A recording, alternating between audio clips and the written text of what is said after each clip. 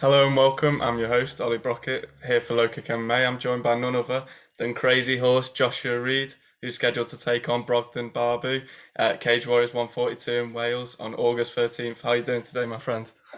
I'm all good, but yourself? Not too bad, a bit stressed because of the audio problems, but that's my fault. But I want to ask you quickly, is there any more tattoos coming into this fight for yourself? Because it feels like No, every time... yeah, you're right. I was about to say, every time I see a fight, there's a new tattoo I can recognize. I didn't know if there's any more coming into this one. No, I am mad any this time, so still the same. No worries. Well, let's get into it. Your last fought last May against Luke Shanks at Cage Warriors 138. After your previous scheduled bout with Dan Judis, I don't know if I'm saying that right, was cancelled just before the Manchester event because he pulled out. Uh, I want to ask you, how did this fight come about and what drew you to put pen to paper? Well, I knew the Cage Warriors was coming to Wales, Yeah. so obviously I was on that card anyway. They asked me to fight on the card, and basically we had a couple of options, which actually 3 times I said yes to these names, and Yeah. then they come back and said no. For I don't know, could be many reasons, but yeah, his name came forward then, Bogdan's, and I said, yeah, why not? He's experienced. His record's massive. Yeah, it seems a nice fight for me. Well, I know you just touched on it. What do you make of your opponent then? Yeah, he's obviously very durable. He's had a lot of fights. He's got a lot of experience. Yeah, and I did, as soon as we got matched, I did have a quick nose. Yeah, he's a game fighter, really. He's not a world beater, but Yeah. yeah, he's game everywhere, and I'm looking forward to the fight. Well, you talked about it before, fighting back in Wales and the fact that you were on the card. Unfortunately, there was a couple of opponents that you've just mentioned that didn't want to fight you. What does it mean to be fighting back in Wales? Because I know you did earlier on in your career, but what does it mean to be back in Wales fighting in front of your home crowd? Oh, it's the best, to be honest. Yeah, and it comes down to the little things with fighters. It's just you sleep in your own bed. It's literally I could throw a stone to the venue. Just little things. Your weight cut. You do a weight cut in your gym. Just everything is a lot easier fighting from home, and every fighter will agree. Yeah, well, like you talk about, it's more easier for you with training, cutting weight, and also coming into that stadium. You also have that little bit of a leg up in a way. With Barbu, this is his second fight with the promotion. You know, he fought outside the UK majority of his career in Romania, Poland, and etc. And he's been a champ outside this promotion. However, with this being a second fight, um, what sort of energy can you expect from the Welsh crowd to bring? And do you feel like it can throw him off his game in any way? No, I don't think. I don't think that of Bogdan. To be honest, he should be experienced enough to overcome all that. But bearing in mind the Welsh fans are loud and they are mad. They make themselves known.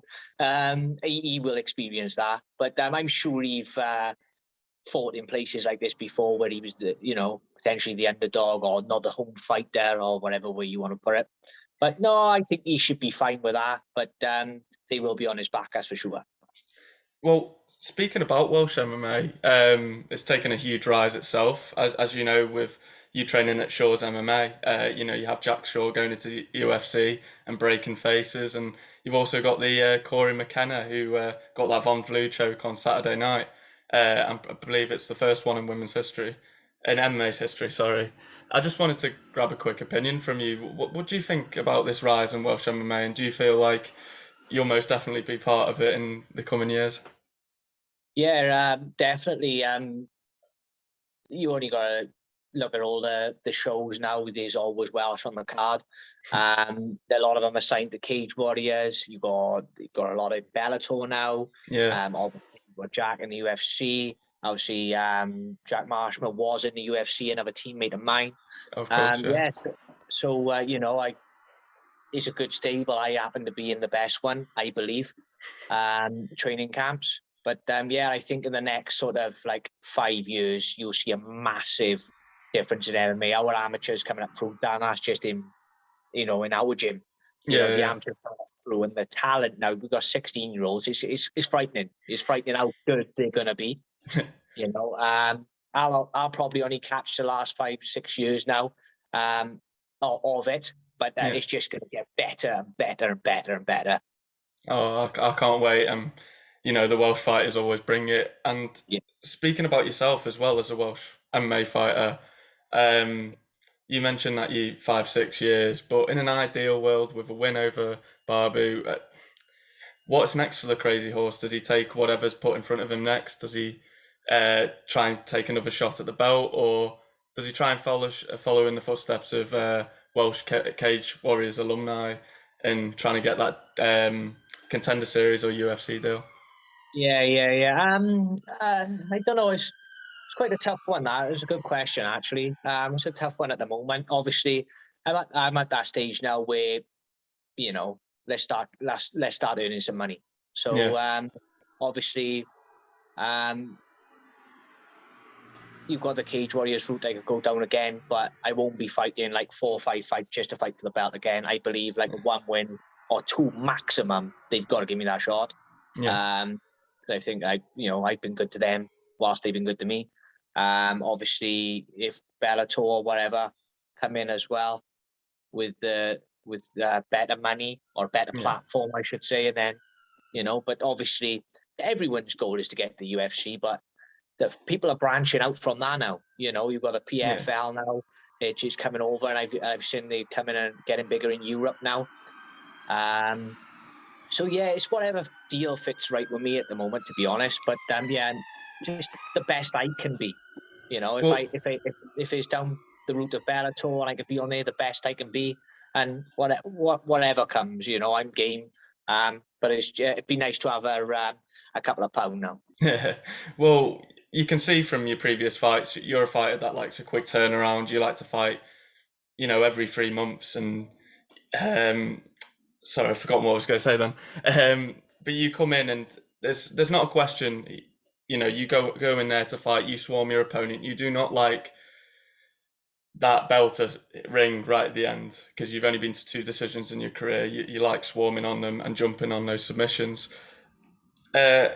So whatever promotion you go to, what can they expect? Is that what they're going to expect from the Crazy Yeah, Horse?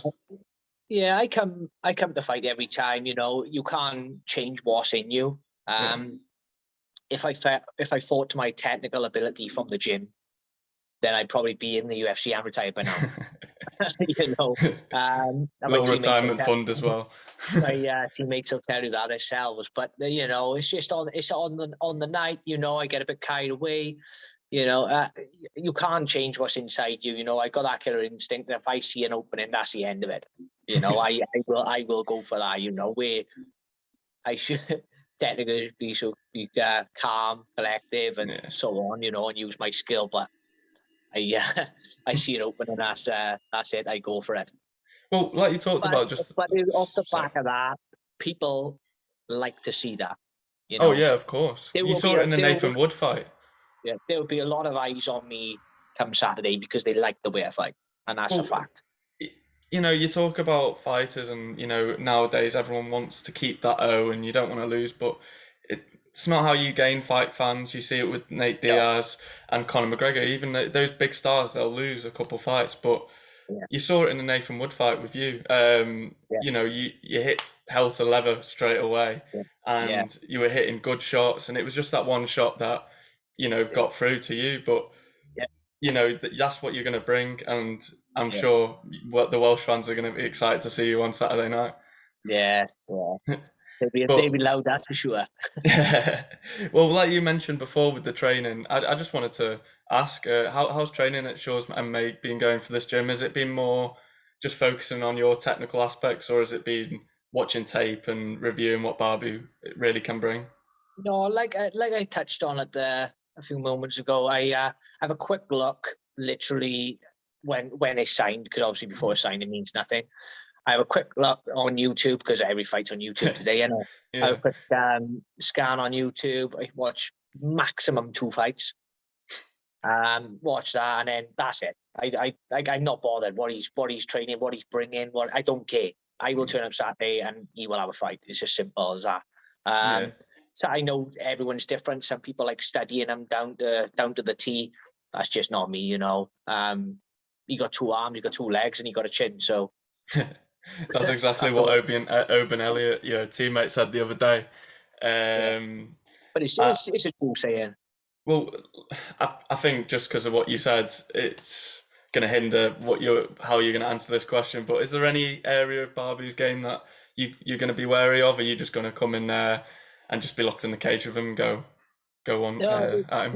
No, this fight, you know, I'm not taking nothing from him. You know, I respect the guy. You know, he's got a massive record. He fought on all the big promotions. But no, I just think I'm better. I train with better people. I just, you know, my sparring is better than he will bring to me. And I just believe I'm better. Like you said, you're a fighter that's hungry to finish the fight as soon as the bell rings, like I said before, and you're going to be locked in the cage with him. Without giving too much away, how are you going to predict this fight's going to go with the style Barbu brings? He comes to fight as well, the tape I did see. So, and I obviously come to fight as it's known. I can't see it going a distance. Oh, super. Well, I just wanted to get a final prediction for the fight. Like, are you going to come for a knockout? Are you going to come for a submission? Or are you just coming to get a stoppage clean? Always TKO. I always come ready. Well, that's all I've got for you today. Is there any shout outs to any sponsors or coaches or anything you want to plug? All my team at Shaw Mixed Martial Arts, all my sponsors, you know where you are. I shout them out on social media all the time. Thanks for the backing. And that's it really. Well, you can catch this fight on August 13th at the EBBW, or is that how you pronounce it? Ebervale. Ebervale, that's it. Abervale Centre, Cage Warriors 142, where Josh Reed and his Welsh army take on Bogdan Barbu. Make sure to subscribe to the LowKickMMA YouTube channel for all the latest news, event previews, and interviews with some of the biggest stars in MMA.